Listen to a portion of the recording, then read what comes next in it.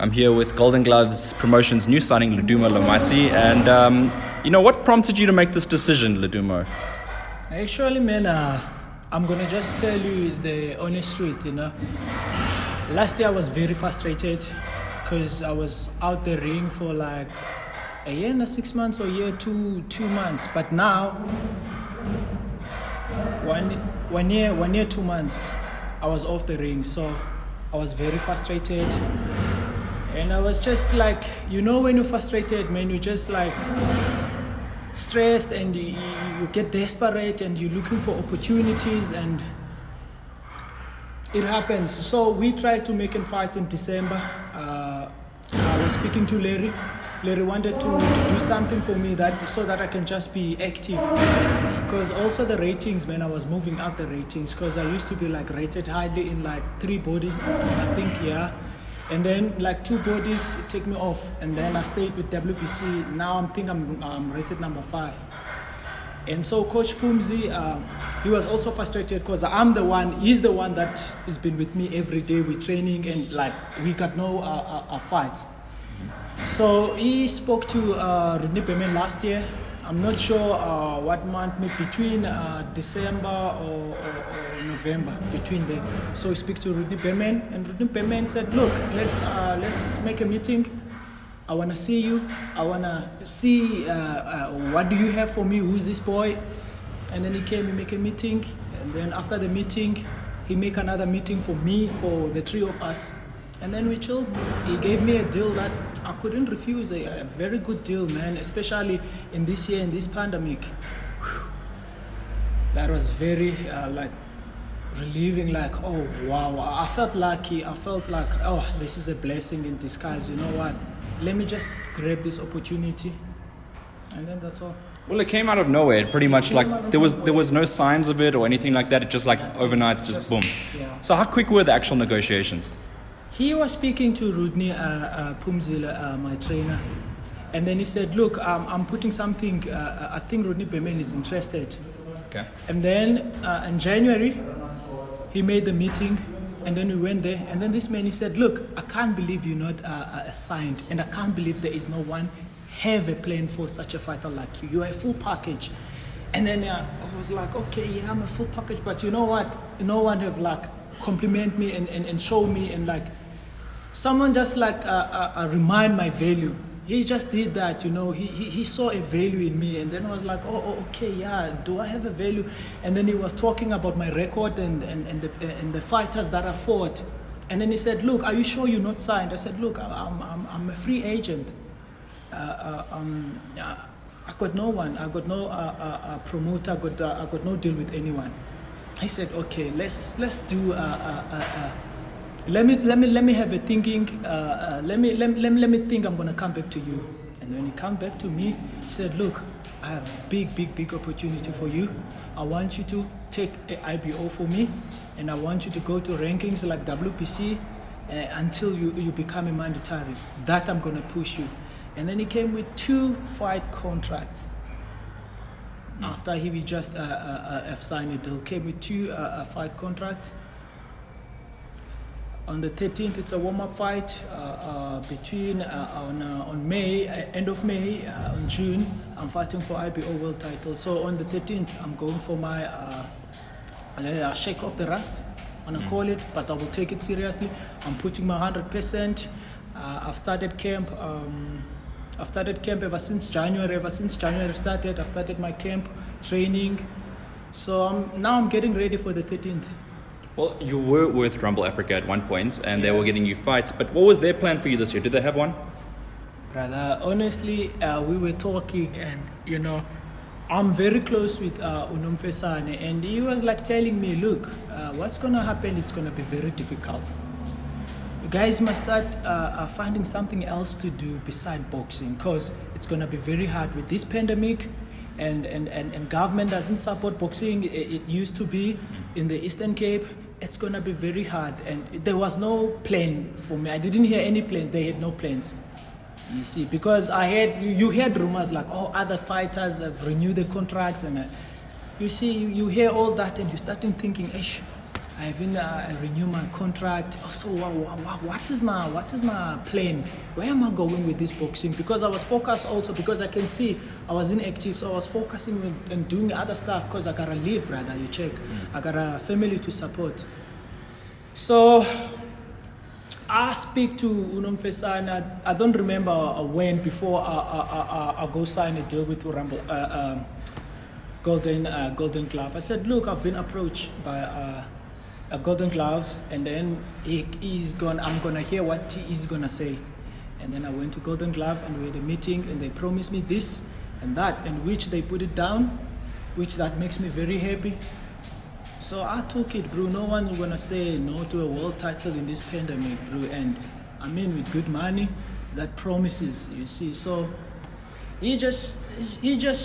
I was just so welcome, man, with the warm hands. The way like he was talking, like, are you sure you're not signed? He made me recognize my value.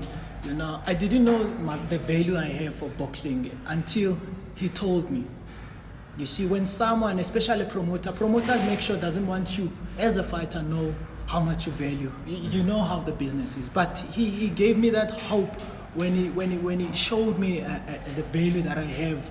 And when he was like praising the record and how did I manage to stay undefeated, like you can see my career is up and down, brother. For sure, it does something in your head. It frustrates you. And when I go to the ring, I make sure I'm fit. That's all, because I stay in the gym. I always spar. You always see me there, but I don't have date at Hot Box. I always go help guys and spar. I always stays in shape. So yeah, man, that's what happened. And Rumble Africa, we cool. There's nothing like, let me say, there's no tension between me and Rumble Africa, because I was speaking to Nomfesana before I even go there. I said, look, I've been approached and this is a good deal and I can't refuse it. And I'm thinking of taking it. Also, if you're checking my age, I'm 28, man. You see, I'm running out of time. I need, and I feel like everything just happens, you know, at the right time. I feel like I'm very matured. I'm experienced outside the ring, inside the ring. I've been around the world. I've tried everything. And now it's just to focus, man, and have a promotion company that it's been there, that, you know, that have platform, that have like super sport. They have like a big platform, which is like also sometimes the EFC, what is the EFC Worldwide? Yeah, they have a platform, that exposure they are fighters, because they go out and been seen in America and all that. Right, UFC Fight Pass. UFC Fight Pass. So yeah, man, I took it with both hands and very excited, man. I feel very blessed and I feel so lucky, especially this time, man. It's not easy. I'm telling you, it's not easy. And that's all, man. I just wanna work very hard now. I just wanna work very hard and show people what I have. You know, that's all, man. I'm just excited, man. I don't know how can I express it and show people, but the only way to do is to do it in the ring. So come 13th. Well, one of the things, right? 13th of March, you got your fight. It's as you said, it's a warm up, but you're going to treat it as like it's a proper fight. It's like I'm going for elimination. You know, I'll take it as an elimination fight at this, because the next fight is a world title. So the training is going to be really, really hectic. It's going to be crazy. Are you happy with the RBO routes? And then obviously you mentioned that you'll be going in through the other ratings as well, to get to maybe unify. Look, I'm happy because I was checking Kevin Lerena, how he flew to ratings only defending IBO. If you check him, he defends those IBO and is going to, I think he's rated in 3 bodies, top 5, all of them. You see, I think IBO, it gives you weight in the other bodies, so you get highly rated. So I think it's a good move. It's a very, very good move for me to go for IBO. It is a very good move, man. I'm just looking forward to it, and I'm looking forward to be a world champion. Well, let's talk about something else. Like, let's go into a completely different dynamic. I mean, at Rumble Africa and Golden Gloves Promotions, you enter a very good stables in both promotions. Your job is somehow to find your way getting to the top of being the number one in that promotion. Is that really the goal? The goal is to shine, man. The goal is to outshine everyone. You see, this is a competition. I'm here to compete. You see, and I feel like it's my time, and there's nothing is gonna stop me. If you check my career, man, it's an up and down. I've been in UK, come back, go back to UK, come fight home, go fight there without a coach and all that. I felt like a journeyman, but a journeyman that doesn't lose it, that goes camp and camp with like top guys like Michael Collin and some Josh Kelly and all those guys. You know, you're learning. It's an experience, you know, because wherever you go, you go there to learn. So that's my thing. I like learning. And to all that, you know what? I don't blame anyone. And I feel like I didn't even waste my time because it was like an investment. I invested time. You invest your time in whatever you do, but you gotta learn. You gotta come up with something. I came up with something. I was sparring those guys. I'm learning the craft. I'm seeing top trainers like Booth, how the guys camp, how the guys do things. You see, you learn a lot of stuff, and you take all that stuff and put it together, and you see, you choose what's good, and you choose what's gonna work for you. Not everything is gonna work for you, nah. And you gotta try those things because you gotta know. You see, and you know what? I have no one to blame because it all came to me. You see, it was my decision. No one came and said, look, why can't you do it? No one. It was me. I blame no one. And I feel like there is no blame to be put to no one. It was an experience. It was a road that I have to go to. You see, that's all, man. Is there any part of you that wants to go back and fight in the UK one day? I know maybe you want to be based in South Africa, maybe, but would you like to be, fighting in the UK? No, I like to be based in South Africa. I actually like Africa, man. This is home, nice weather, yeah. But I wish to go fight places like UK because you know what? Those places are big platform. You know, like the Zone, Sky Sports. You go to America. It's a huge platform. Yeah. It's a big platform.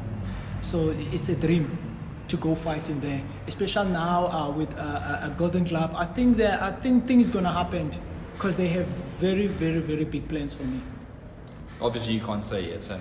No, I can't say it. I said something. I said I'm fighting for IPO, but there is huge plans. Yeah, there is huge plans. There are huge plans, but things will go, man. It will depend on my performance.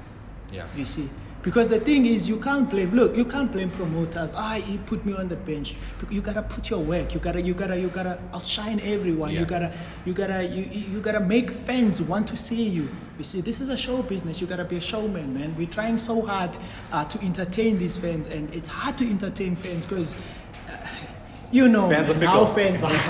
It's hard to entertain them, but you know what? To them, it doesn't matter what they say. But what we want, they must say something because when they say something, that means the sport is alive. The sport is still breathing. It's they talking about the sport. Doesn't matter good or bad, but they mustn't stop talking about the sport. We must appreciate whatever they give us. As long as they view on the TV, they go watch on the TV, they support you, they go view our interviews and everything. We need them. We gotta entertain them. So then I'm going to ask you the obvious question, right? Come March 13th when you're fighting, what are you actually going to do? Because, this technically it's a keep busy fight, right? But you can't look bad, as you said. So you have to go out there and do something special, right? I got to do something special. Every time when I step in that ring, from now on, I got to do something special. Like I said to you, I got to outshine everyone. So you want to steal the night? I want to, every time when I step into that ring, I want to steal the night. That's the goal. That's the goal. You see, that's the only goal now. I feel like I'm like a horse now. The only thing that I'm watching, the other things they don't exist. It's just the goal, man. It's just to entertain fans and put my name on the top and be a world champion, and not just a world champion that's gonna unify and go to the next weight. Because I have dreams. Maybe if I can be a world champion, maybe defend or twice and then go to another division. I have a height. I have everything. Well, another thing is Emperor's Palace, right? You haven't been there for a very long time, so it's going to be quite a journey for you. How many years was? I think last time you were there, you might have been still with Nick Durant, if I'm right. I was still with Nick Durant. Yes, I had a draw there with Tebongema. I had only 3 fights, and then I was making my 4th fight with Ngema, coming from Namibia. It was very soon, yeah. Coming from Namibia, and then That was my last. I think, what year was it? I don't even remember what year it was. I remember because I think I filmed that press conference where it happened, and then like just straight after that, he said that you're going to become his next world champion. Yeah. Do you remember that? Yeah, and now it's going to potentially happen at Empress. Yeah, you remind me of Silence and all those guys. Also, Rudney, say something very like motivate me. Is that look, the weight that you are in, we have a very a rich history in this weight that you are in. We have like a lot of world champion in your weight, and I believe you're going to be a world champion if you focus. And he's not only focusing on the IBO. Man, I don't want to talk everything, man. There is a lot in the pocket, but as the time go, things you're gonna hear what's going to happen and everything. So yeah, man. But realistically, it's all up to your performances, right? It's all up to my performances. Brother, let me tell you something. To all my experiences, like I said to you, I've been traveling around the world. I met different stuff.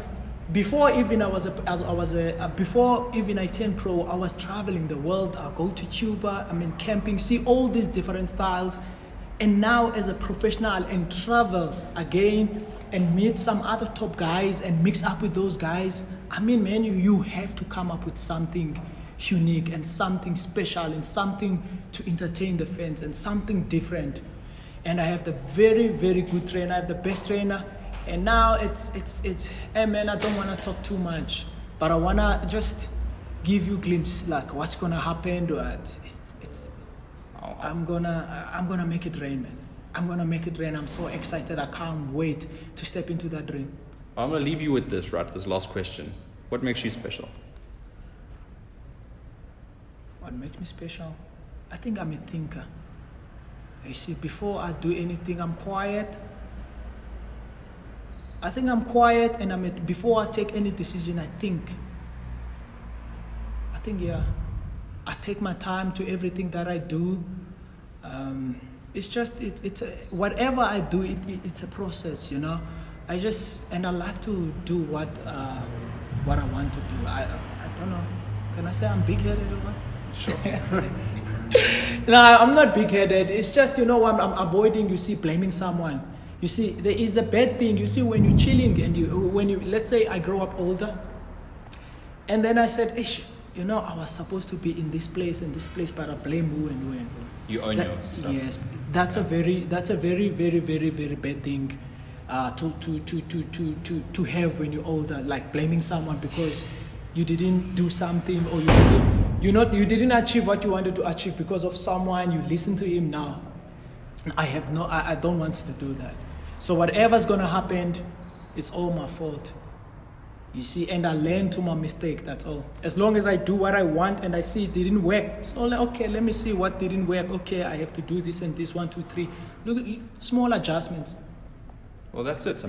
So far, you said you made mistakes here and there, Yeah, but you're undefeated. And that's the most important part, right? That's the most important. No matter how bad the performance is, you either won or you yeah, had a one. Another thing I wanna say, fights are different, and there will be fights where you can see you can't entertain fans. Styles. Where it's the styles, and you have to be like, I can say you have to be like greedy and don't go all out, and sometimes you have to just. The fight is gonna be boring and all stuff, but as long as you're gonna win, but next time you're gonna make sure you come up better because you owe fans. I feel like now, I know exactly what I have to do in the ring because sometimes fight styles make fights. You see, that's true. Yeah, sometimes you're gonna find someone who's gonna be a slugger, who's gonna be difficult to box with, who's gonna like take you out of your zone, like make you look ugly and everything. And you gotta be smart. Just pick him to win. You see, do the right thing to win, and then learn from that. And then when you're coming next time, when you meet the same thing, you know what to do. So it's all about. It's a process, man. It's. You see, this game, I like it. You know what? It's a chess. It is a science. You learn here. You study it. You do everything, but you gotta have a passion. You gotta have love for it. You see, because I feel like boxing is a whole business. You see, you gotta have a big hope.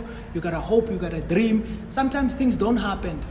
You see, like I wasn't thinking like this year I will go to Golden Glove. It just happened. Boom. I took opportunity. They showed me, oh, look, do you want to be a world champion? They just throw me a map. Go to the IB. Oh, there is it.